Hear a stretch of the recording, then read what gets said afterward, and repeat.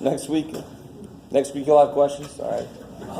I figure you started that spherical coordinate system stuff that you should have questions. So this means you're planning on this weekend to be a lot of calc homework stuff. As long as it gets done sometime, I'm happy.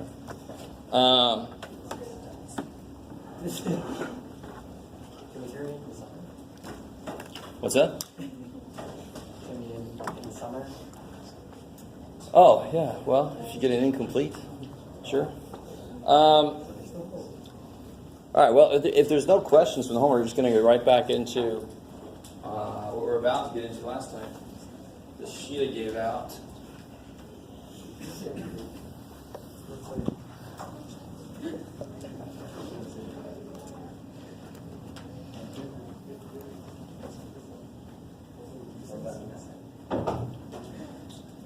Somebody actually put things where they want. That sucks.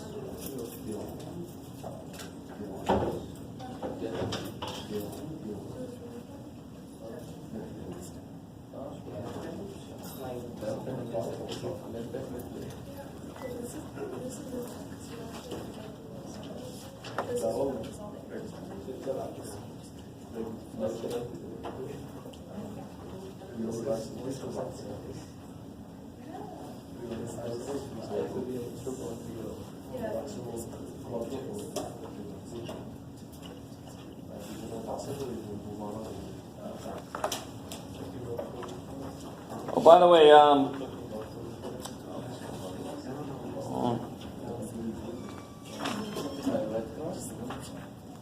15.9 involves, so if you've taken DPQ, maybe a few other things, there's something called the Jacobian. And this is actually a little matrix method to figure out, given a certain change of certain conversion formulas. So, for example, going from rectangular to spherical, right? We have conversion formulas for those things.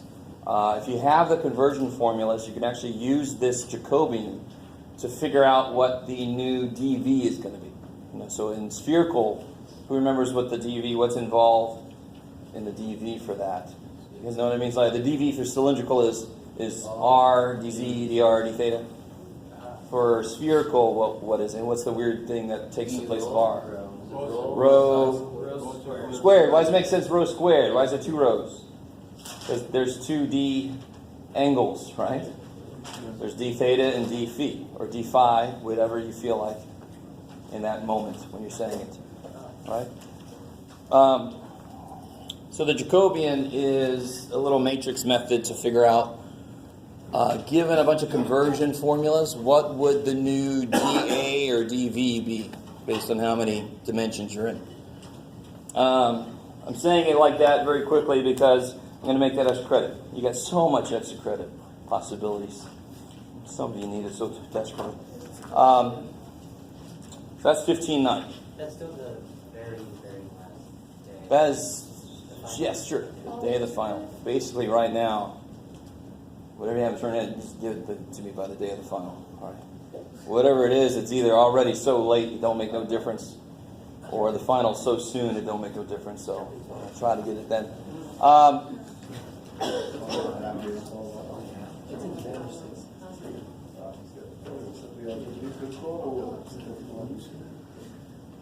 Okay.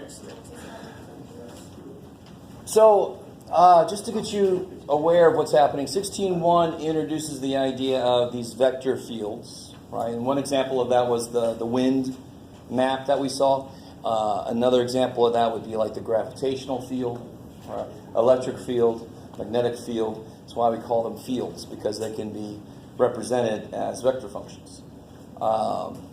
So one basic skill to have with these things are going to be how do you graph these. The next thing we're going to do is going to seem like it's unrelated. We're going to talk about things called line integrals. But then we're going to do line integrals through a field. Right? Yeah. So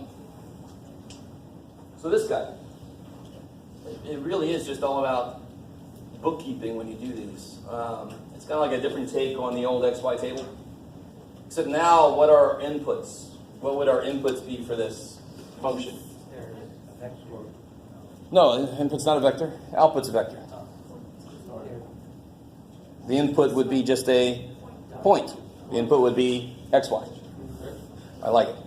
So the output is going to be a vector that visually we represent as a vector starting at the point that we plugged in. And then it heads off wherever it heads off. So you had a question the other day about direction. Well, vector has direction in it. There's no ambiguity. So, for example, let's just do a couple in the first quadrant, get a feel for this. Obviously, the point, so if I go xy to f. So now I got my kind of expanded xy table. Now it's an xyf table. So if my input was something similar like 0, 0, yeah, my output is the 0 vector, right? Or 0, 0 inside vector symbols. So, ooh, pop. I like that. So what if it's 1, 1? What would the output be?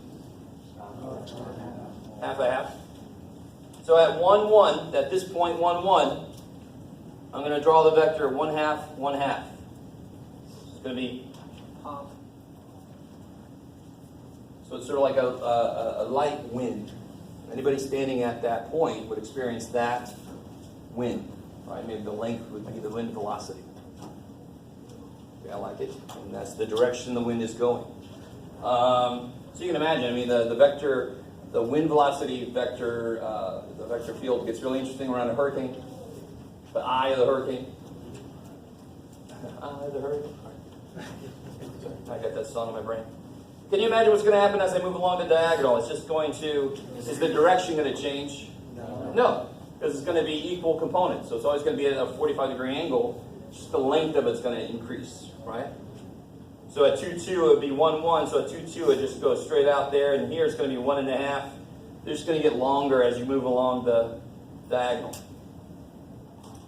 What if I move along the axes? Like 1, 0. What's that? 1 half 0. It's crazy. So at 1, 0, it goes half. So at 2, 0, it's going to go 1. You start to see how you don't have to make a complete table for most of these vector functions. I mean, some of you guys, if you think about it, you might think, oh my God, it's going to be a long-ass table for all these points. No, it's not. You can get a lot of information from the first quadrant that maybe you can apply without doing a whole lot of work again. So for example, what about -1, -1? It'd be -1 half, -1. You guys start to see what I'm saying. So the computational work here is like, thank God. You should say that. And then you're just drawing these little vectors. You just make sure you start at the point that you plugged in. And you can just, literally just 1 half, 1 half, bam. 1, 1, bam. So please, let that be simple. So what if you think about it as somebody standing out, one of these poor reporters standing out in the hurricane, they're taking wind measurements. So, I mean, we have all these people are taking wind measurements, and so I can tell where the wind is going. What's going to happen over here in this quadrant? What about 2, 2? So 2, -2. It would be the vector 1, -1. So they go 1, -1, bam. So I mean, you can see the symmetry that would be involved here, right? So if you know your electrical or magnetic, I mean, this seems to be like divergence. It's a originator of charge, possibly, or whatever the fields are that you're looking at. So it's starting here and going out from there. Do you guys see that? So you can have this spherical, not a wind machine, but I don't know, something at the middle that's just putting stuff out. Somehow it's getting stronger as it goes further away. Yeah, so that's a little bit different. I like it. And that thought process is Well, I mean, again, we have math functions that exist on their own rights, and they don't necessarily immediately apply to anything in the real world, which is where students sometimes go, well, then screw that shit. But then we do a lot of stuff in math that we're like, well, this is not to have any applications. And then 200 years later, we go, holy shit, that exactly does this. So, yeah, so that I agree with you. This one isn't immediately obvious what it would model in the real world. Where they get more interesting, real quick, what do you guys think about this one? I mean, whatever this vector is, it's always going to have something true about it, no matter what you plug into it. Divided by its length. It's always divided by its length, so the length of any output vector will be 1. Right? You can even do it for 0. I mean, 0 over 0 would be sort of a, and then you can do a limiting process. I'm going to make you do that, but it also comes out to be, well, that gets a little weird. Let's just leave it at that. Leave 0 alone. But so every point, so it's going to be in the direction of the point itself, in a way. You guys see it? So like at 1, 1, it's going to be in the direction of 1, 1, but it's going to be length 1.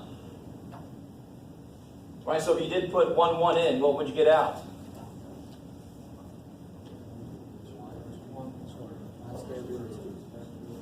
Yeah, 1 over square root of 2, 1 over square root of 2, right? I like it was like 0.7, 0.7 basically. So at 1, 1 you would go 0.7, 0.7. So that is a length of 1. If I did the whole diagonal, hopefully everybody understands that would not be length 1, because then it'd be 1, 1, this ain't 1. So 0.7, 0.7, this is 1. You guys see what's happening? And the rest of this is going to be very similar to what we just did. Except there it was always divided by 2. This could have the same directions. It's just that the lines are, the little vectors are always going to be length 1. You guys start to see what to look for before you even start plugging stuff in. There should be some things we've done before. This is a unit vector. Everything is a unit vector. Okay. Even if you don't see that, you can just start making this table. I would attack the first quadrant first. Lay some groundwork, see some symmetries, reduce the work you do. Don't make an entire table for the whole, holy crap. Okay. The important thing here is it's a vector-valued function. So I call a scalar function would have scalar outputs. A vector function has vector outputs. I like it. Blah, blah, blah.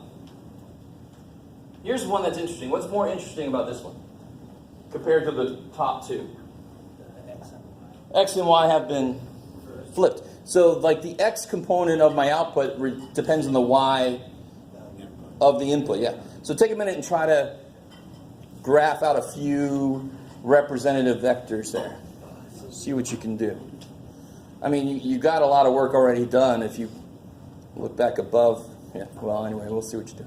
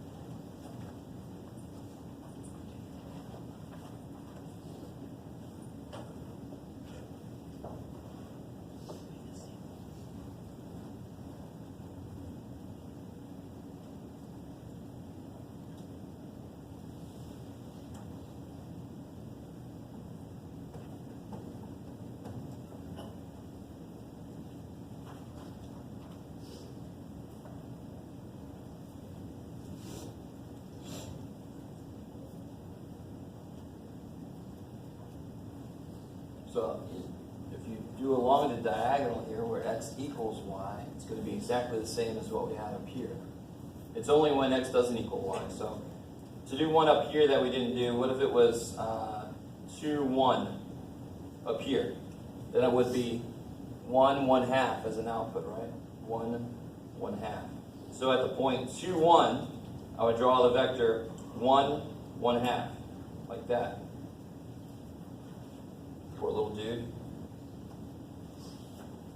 So you can kind of see how it's sort of, as I move, it kind of moves over, kind of becomes the the x-axis there. And this way it's going to do the opposite. It's going to be like this, and it's moving over so it matches up with the y-axis there. You guys see what I mean? So the point 0, 2, the output would be 0, 1, pointing straight up. So they are like rays of the sun going out, somehow becoming longer as they get away. Okay. So what's this guy going to do? It's going to take something like, well, along the diagonal, it's going to be the same as it was. Because that's where x equals y. It's going to be the same. But at a point like 2, 1, what's the output going to be? A half 1. So at 2, 1 is going to be, so at 2, 1 is going to be 1/2 1. Like that. Pointing in like that. What about at 2, 0? Yeah, so now it's 0, 1. So now at 2, 0 it's pointing straight up. That's kind of funky. So you can imagine what's going to happen on this side. If this one's going this way, this one's going to go this way. And sure enough, at 1, 2, that would be 1, 1/2. Is everybody with this? I mean, there's 2 levels of this. There's just start throwing shit in there and just make this huge table and then graph. Or do a few and start to get a feel for what the symmetries and what the general idea is. So over here, this would be, where'd I go? 1, 1/2. So sure enough, it's coming in again towards that. Here it's going to do this.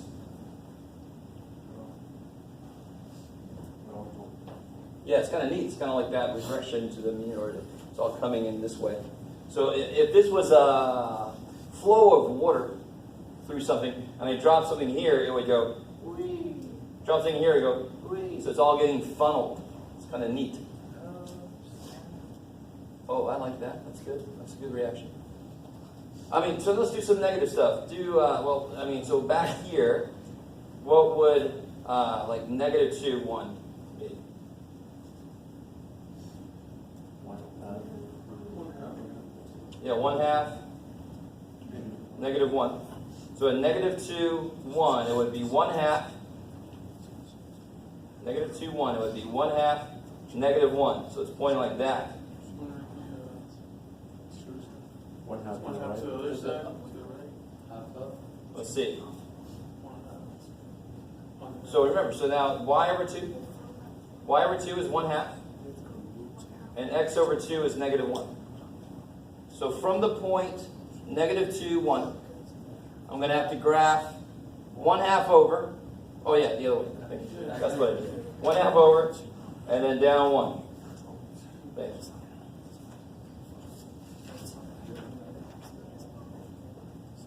So then, obviously, like -1, 2, that's going to be 1. 1, -1/2. So at -1, 2, it's going to be 1, -1/2. So it's going to go down. Kind of nifty. And then I could do down the diagonal here, right? Just to get a feel for what's going on over here. 2, 2 would go to, I'm sorry, -2, -2, for example, would go to -1, -1. So all along the diagonal here is going to be pointing. So -2, -2 is going to be -1, -1. Ah. And here it's both more likely going to be this. So I'm curious if it's going to continue this idea of like at 0, -2, will it be coming towards this guy at 0, -2? This is going to be -1, 0. So 0, -2 is -1, 0. So it's like this. So it is coming at this guy.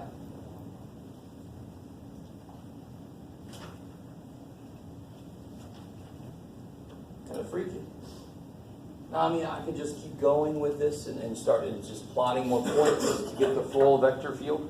Thankfully, I'm not going to make you do this too much because you can see if there's not a lot of symmetry in the field, a problem like this would take forever because you've got to give yourself enough points. Normally, there's some pretty decent symmetry except for really funky equations. I can put whatever function of x and y I want to in front of I and j. You guys understand? So obviously, this is a very nice function. It's just half y and half x. Ooh. But notice what's missing from here that I get when I mix the x and y. Here, I wouldn't say that there's any, so if I kind of finish this out real quick, that's going that way, that's going that way, that's going that way, everything's going out, out, out. there's like no circulation. If I drop a particle in there, let's say this is water and this is flow. Like this is beautiful. This is perfect. There's a fountain in the middle that's just putting water out and it's going out, and then there's like drains on the sides. And that's why it's speeding up as it goes to the sides. So you guys with me? Oh, look at that! Jeff came up with some physical. If I drop a particle in there, is there going to be any rotation in its path in the way it goes? It's going to go straight over and then down through the drain, right? Down here, will there be some kind of rotation to a particle's path? Well, it depends on where I drop it. But yeah, there are places I could drop where a rotation would happen. There would be a curve, right? So it's going to become important soon enough. Okay. So do you guys start to get a feel for it? This is a very, very nice computation light problem. It just kind of takes some getting used to what to look for the symmetry to make the problem quicker, so you don't have to make a long ass list of inputs and outputs. This one is exactly like that one, except all the y's are now pointing the opposite direction. So, for example, this won't be going this way. It'll be going this way. Now, I'm sorry, the x component is going to be pointing the opposite direction. So it's going to be pointing that way, right? So the x component is the opposite of what it was compared to this guy. So again, you can make a bunch of inputs and outputs for this. Right? So you make a little x, y, f table. The most important thing I want you to get right now is the how to graph this thing isn't really intensive, but what you're doing is brand new. You've never done this before. You've never drawn a vector based on where you're drawing it from, right? So here's the vector is based on where you started from, isn't it? So that's the input point, and then the vector you draw, the direction, the length is based on where you started from, because that's your input point. Okay, I like it.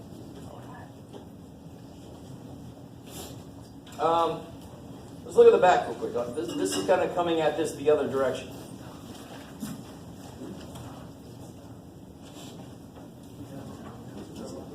This is one of those problems that you guys love to hate from the homework, where some of you guys are cool with it because you get the answers from somewhere. But notice, for example, what can you say about C, just looking at it? And you notice at the top it says it's been scaled so it'll fit. But the lengths and the direction of everything is the same. So therefore, that must be a vector function that's not dependent on x and y. So which one is that? No, look at the bottom here. 2i. Yeah, so that's got to be B. This one right here. Everything else has got different directions or different lengths based on where they are. This one has the same directional length always. And this has no dependence on x and y. Do you guys see that? All the other ones are dependent on x and y as to their outputs. This is always 2, -1. 2, -1. So that's pointing down. That makes sense. So this is going to be B. All right, you guys, so just to take care of the easiest one, there you go. You're welcome. You guys try to do the other ones.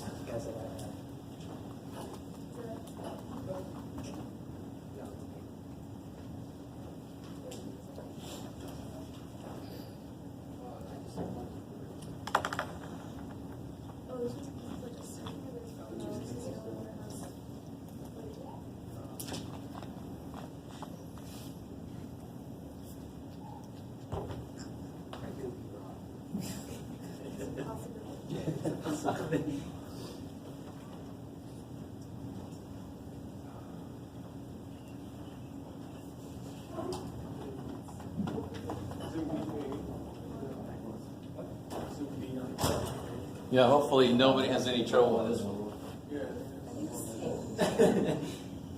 It's related to the one we just did. It's just got a different multiplier. Same idea. Spoilers, Matt. I did 2 out of 6. Oh, really? Really? You guys suddenly don't like spoilers yet? Not for Game of Thrones, but give me all the calculus spoilers. Oh, definitely. Push back till July. Huh? Push back till July. I know, yeah. Sucks. Yeah. Because we would have started already. At least Mystery Science Theater's back.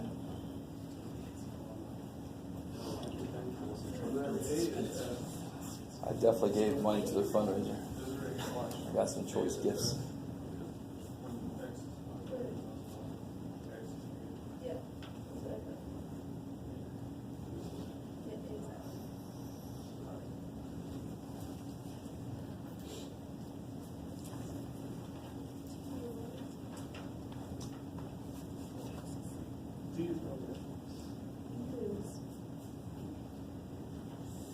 I want to point out, what you notice about, related to this one, this one does change, but it changes only based on what? What's it independent of? It's independent of the y.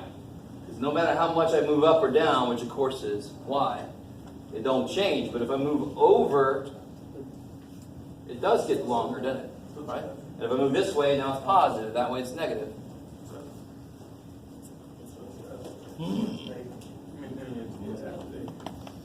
And also, what's the value of the y component always? Are any of those pointing up or down at all?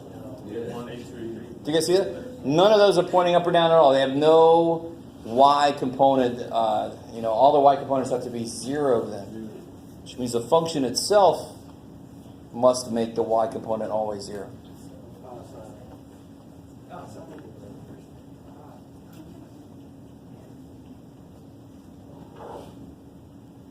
So which one's that? B was this guy. B has no dependence on x or y. This is definitely A. Because what does A say about the y component? 0. A says the y component is 0. And it's based on x. That's why it gets longer as you go out, and it gets negative and longer as you go that way. It's just equal to x.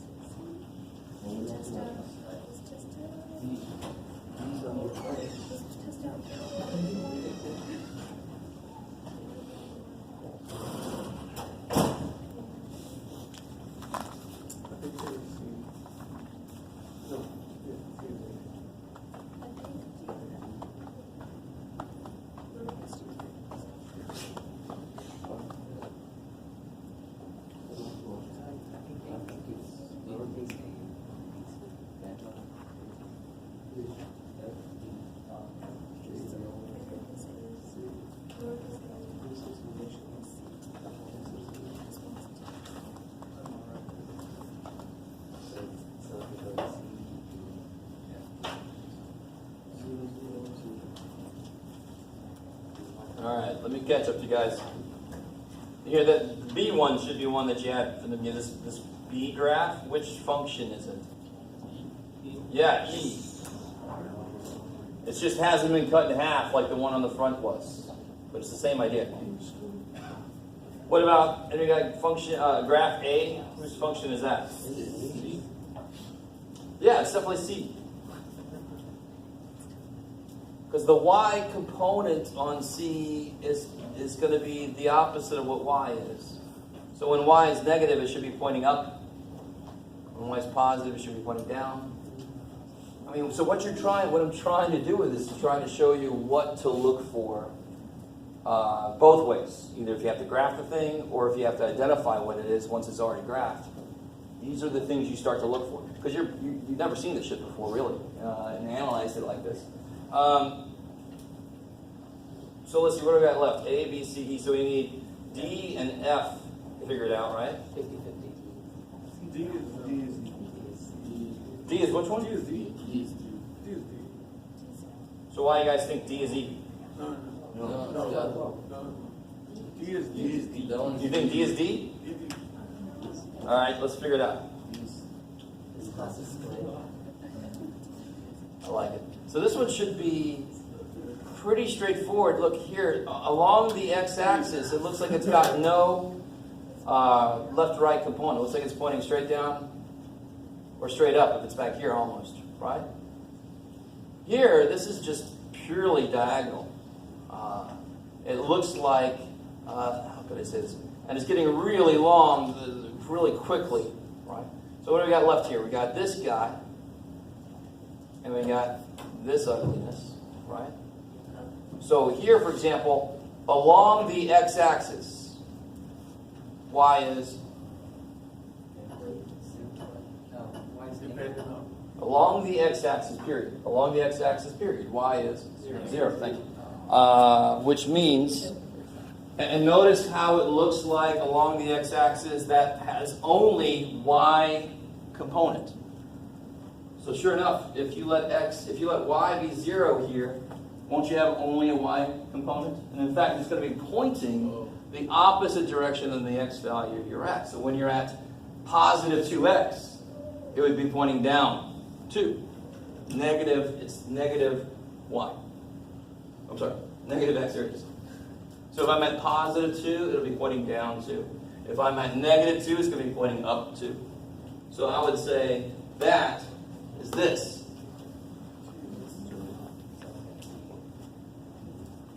And then this guy, process of elimination, but you can also try to plug some stuff in there. Notice how really whatever this is negative 2 times it. Right? So the x movement is negative twice the y movement. Right? Is that another way to look at it? Do you guys? Or you can just start plugging points in, whatever you want to do. So notice, let's see. Oh, they actually gave us numbers. All right. So if that's true, if the x movement is like twice the y, then it should have a larger x component than a y component. And sure enough, that vector, for example, has a much larger x component than y component. For example, I mean, there's a lot of different ways you can kind of think about what to look for to be able to match these kind of things up. You like it, maybe.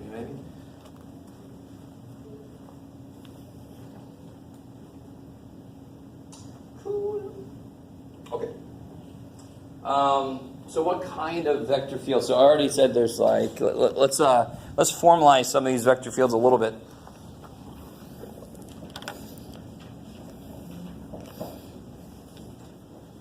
So who remembers Newton's law of gravitational force? No, not Newton's law of acceleration, not the force like that, but gravitational force. Gravitational. Yeah, there'll be Big G and 1 and yeah. And you can have m1, m2, but normally it's little m, big M over r squared. All right. Now, I don't know if you've ever seen it in vector form, but in vector form, it's be negative m, mg over the length of r cubed, r. Is that R hat? No, it's just r vector. Okay. Yeah. I like it. And the book shows it with x's and with r's. I like it. R is the more general. It makes more sense. It has all the directions in it. Now, here's what's really cool. The electric field, the force of the electric force. Let's show you this. Yeah, this is the E. It's been too long for me. QQ over. Let's just do it the way the book's got it. X cubed. Got it. X. Notice the really neat. This is the gravitational constant, right? This is a constant. Man, it's been so long. Permittivity? Yes, thank you. Permeability is the mu. God, it's been so long. Magnetism, exactly. So this is the permittivity, and you put those things together in an interesting way, and you get the speed of light pop out. It's really neat. Yeah. But no, this is really kind of cool similarities between these two here, right? Now, if I want so this is the gravitational field. If I want what's officially called the electric field, I divide this by the charge. So then it would just be the whole thing without little q. Yeah. It's what's the KQ? K is a constant. Instead of epsilon. Epsilon. Well, no, this is it. So it depends on what book you use. I like it. It's still a constant. Still constant, exactly. So there are a few constants that it depends on. For example, what does I mean for us? Not I hat, but just I from like imaginary, right? For engineers, so where are my engineers? For a lot of for electrical engineering, especially electrical engineering, they use J to mean imaginary, just to be different, I guess, right? Little turf wars there. I don't know. We had some riots and stuff about that. Let's see what else I want to tell you. I think that's enough of that kind of stuff. Here's the more interesting thing. We've already seen a function that takes inputs and gives us vectors output. We just didn't call it like a vector value function. We need to look at it like this. But if I give you, like, for example,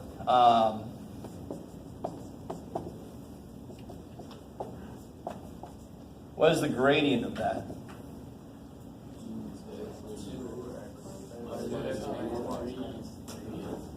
Negative 3x. Oh, minus 3y, comma, minus 3x.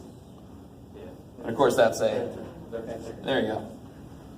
So this is what's called a gradient field, right? Because the gradient of any scalar value function is going to itself be a vector field, right?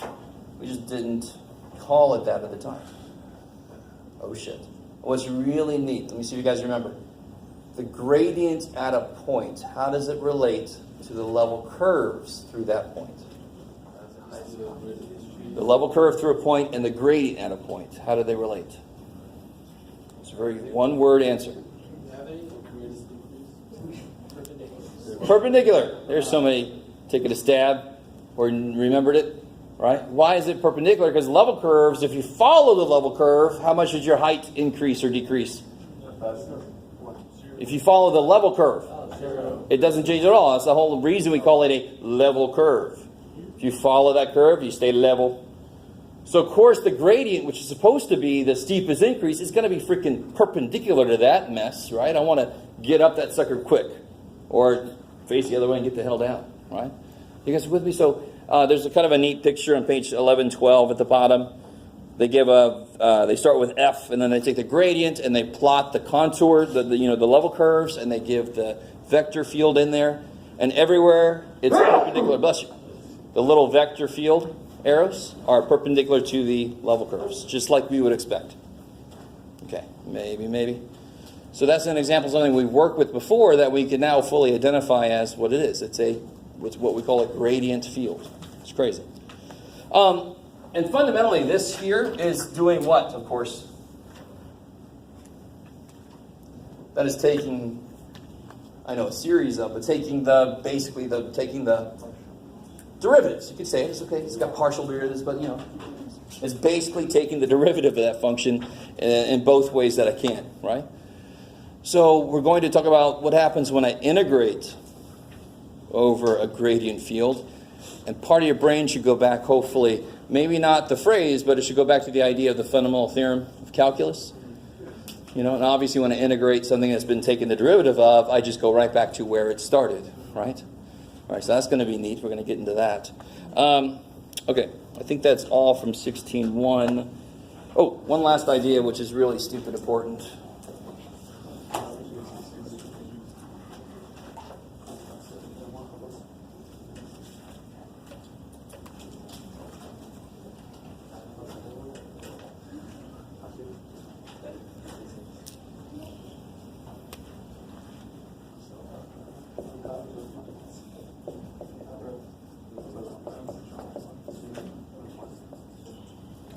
So the definition of what's called a conservative vector field. So if you've done physics or if you are just aware of things, you know that we have something called conservation of energy, conservation of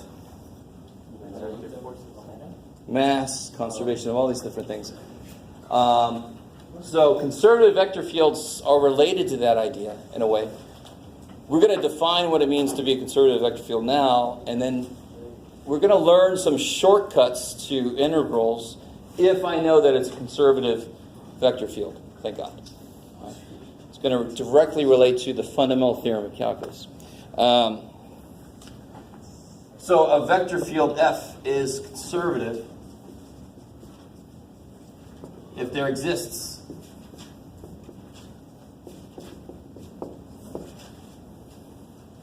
F such that del F equals F.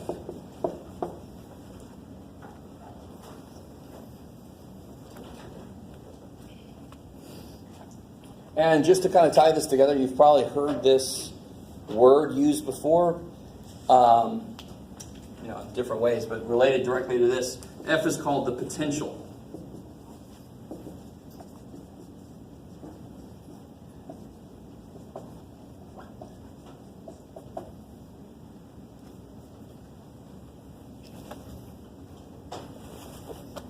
All right, I think that was all I wanted to say there.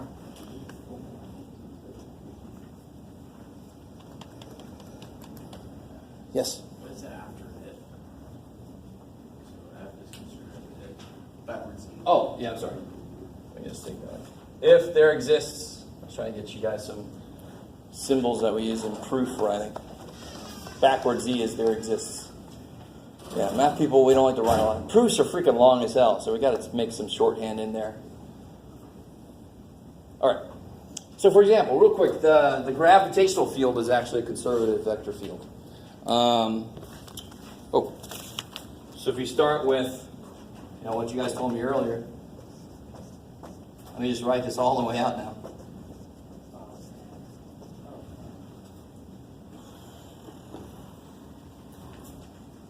This is the potential function for it. So if I take the gradient of this, you do actually end up getting the gravitational. Kind of freaky. So this would be the potential function for gravitational vector field. And so if you take the gradient of this, you'll end up getting, and I don't know if you guys believe me, but for example, what would the d by dx of this, the partial x?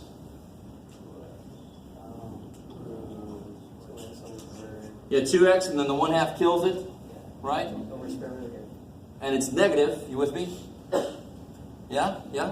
So like negative mgx over this to the 3/2. So like the length of r cubed. That sounds familiar. And then plus, you can do it with y and z, and then altogether it's going to be exactly what I had up here on the board earlier. So sure enough, the gravitational vector field is itself a conservative vector field. Now, we currently know what conservative means. We just don't know what that's going to mean for us. We're going to learn later what it means. If I can identify it as being conservative, there's a really cool thing we can do with it in terms of integrating. All right, I think that was it. Yeah.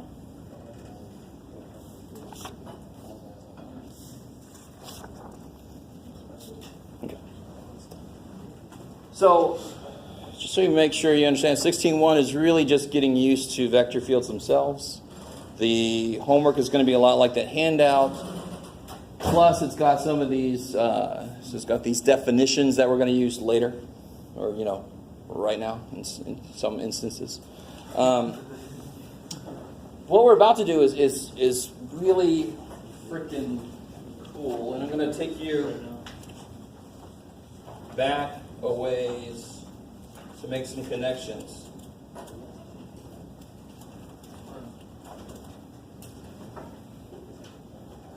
So I know I keep doing this, and hopefully when I do it, I'm trying to make it a connection for you. Back in 180, good old 180. If you hated it then, you love it now. You're like, man, what the hell? Can I go back?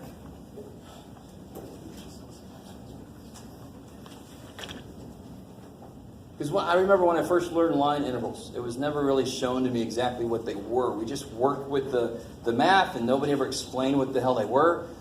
I could do the math, but I'm like, what the shit am I doing? A lot of you guys are like, I feel that way. So in 180, of course, let me just go back to our standard little picture that we use. When I do an integral, I of course get what? The area, right? And would it be cool that I'd call that a curtain? Where, you know, it's a funky ass curtain. We're in some nifty theater where they've done some nifty things with the curtain pole. Just give me a break. Do you understand what I mean when I say it's a curtain? Right? I like it. Some kind of sheet hanging on some poor broken pole. You with me? A little bit? You don't like that at all? Wow. Okay. Call it whatever you want to. Right? Slice of cheese. Whatever. Somebody's done something weird with the top. Now watch this. I really want this to make sense. If I just do this, can somebody tell me what this is? What's this? Specifically, it's going to be what? B minus A. Yeah. So if I just do this, it's going to be the length from here to here, right? It's like when we put a 1 in, we don't get some, we just get the volume or the area. Well, now I'm taking it all the way down to real basics. If I just put a 1 in here, I'm just going to get the length along the x-axis. Okay, I like it. I like it. And when I put this in, it's just like putting a function into the ones we've been talking about recently. I don't just get the length, I actually get the area or the volume, depending on how many dimensions we're looking at. I like it. So recall this. Here we go.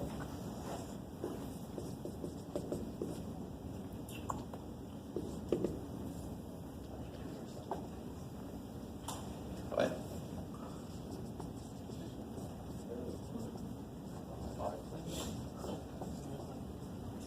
You guys remember this? What is that? Why I'm giving it an L? Because that was what?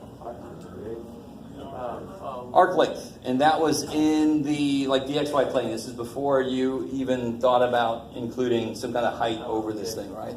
So this would not just be going straight along the x-axis. This is looking down on the XY plane and doing whatever the hell you want to do. Here's A, here's B, in terms of T. And that would tell you how long that is. Just like this would tell me how long this is. So if I now throw in here, instead of 1, I put an actual function of x and y. What have I done to my curtain? It's no longer straight. I've now bundled it up. So let me give you a good picture of that. There's actually one. I might as well just show you one in the book. The stupid computer's still trying to wake up.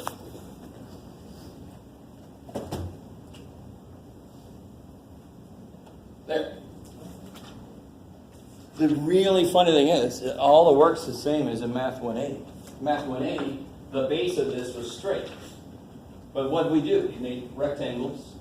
And here, why am I allowed to make rectangles even though the base of this is not straight? Well, because the rectangles become infinitesimal, and then when I do that, this curve, it's got to be a nice curve. So the curve's got to be what we call smooth, which means it can't have any kinks in it where it's impossible to become linear when you zoom in on it. So that's what the word smooth means, and now it makes total sense of what's happening. I can look at this just like I looked at that, because when I zoom in, it's going to become linear at every single little tiny ds, arc length piece that I want to look at. So I am going to get a bunch of these rectangles that could add up just like we did in 1A. Right? The work's going to be a little bit grosser because now I can move in these 2 directions instead of just 1. You see, in fact, I want you to realize something. What if I restrict myself to only be allowed to move in the x direction? Like this. So then what happens? What changes up there? What about it? What changes? What becomes what? What? If I only restrict myself to, I can only move in the x direction. What's this become? 0. And then what's the square root of dx dt squared? And then the dt's. And then I'm freaking here. Oh, crap. Okay. So what we're doing now, this is all old shit. What we're doing now is this. We are doing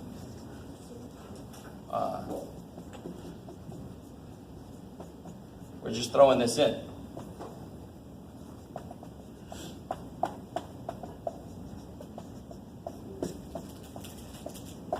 Phew. So just like before, 1 gives you just a length. Just like before, 1 only gave us an area, or 1 only gave us a volume.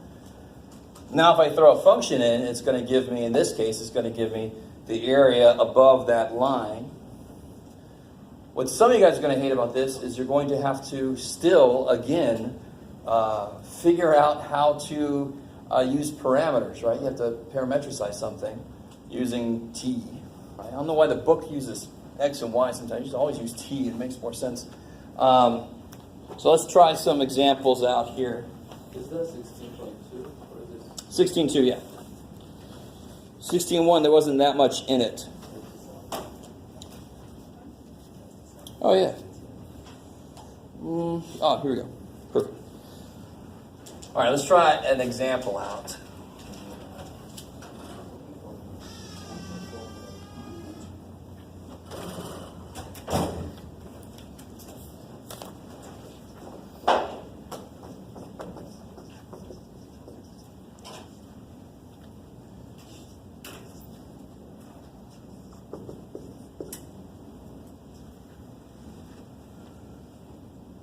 Let me see exactly how they word this, because I just wrote down the summary. Oh.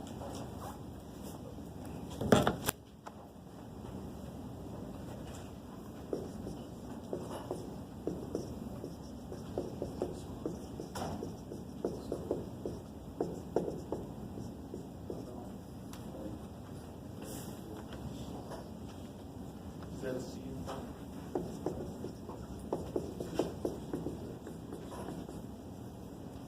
And yeah, that's fine. Let's do that first. I like it.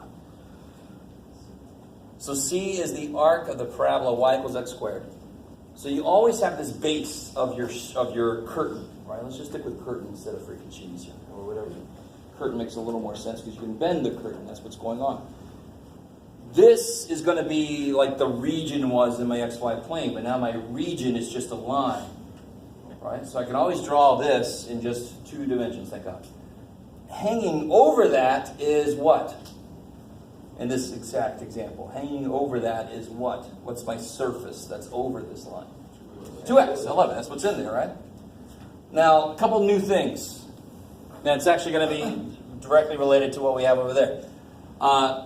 This symbol now means, it's sort of like when they had the little r, the little d, and the little e, whatever they were feeling like for the region we were going over. So this is the integral over this curve. Literally, over the curve, right?